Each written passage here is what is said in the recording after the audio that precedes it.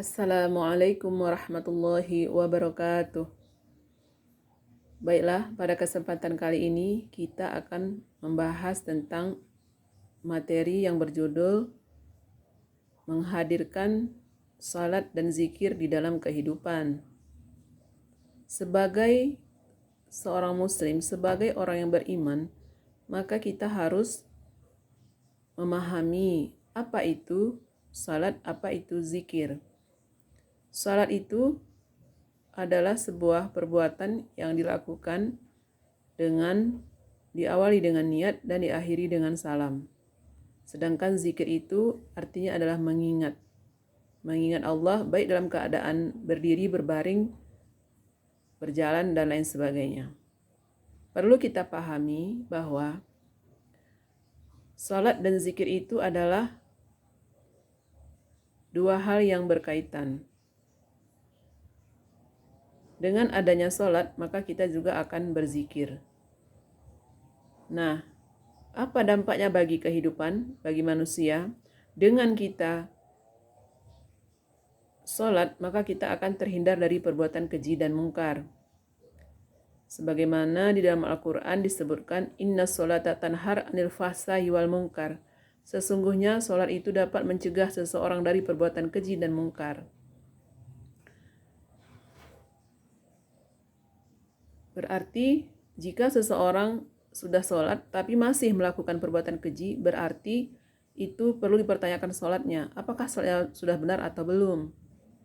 Kemudian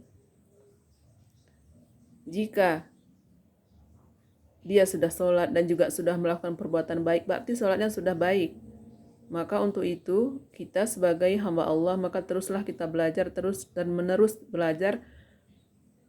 Selama hayat di kandung badan, maka kita terus belajar untuk menuntut ilmu pengetahuan dan juga untuk mendekatkan diri kepada Allah.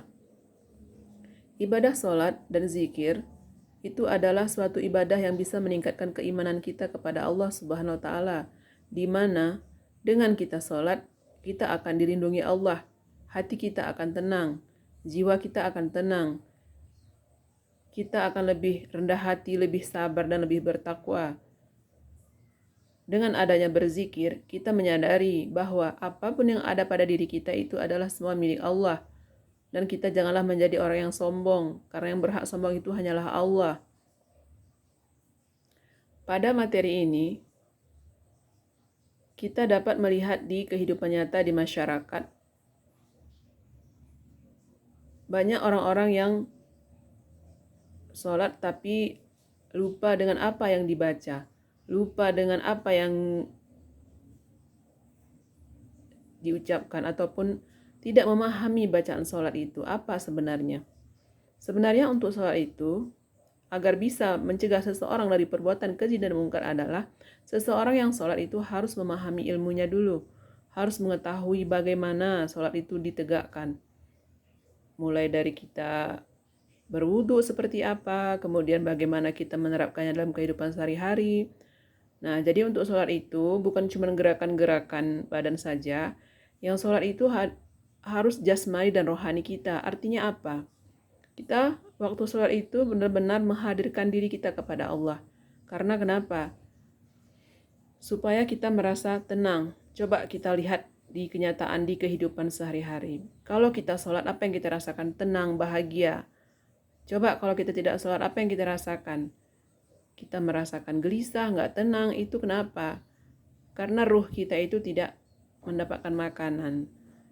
Nah, jadi tubuh kita ini ada 3 kebutuhan yang harus dipenuhinya. Yang pertama adalah kebutuhan jasmani seperti kebutuhan makan dan minum, kemudian juga kebutuhan rohani seperti misalnya kita sholat, berzikir, bersedekah, berpuasa, naik haji, dan lain sebagainya.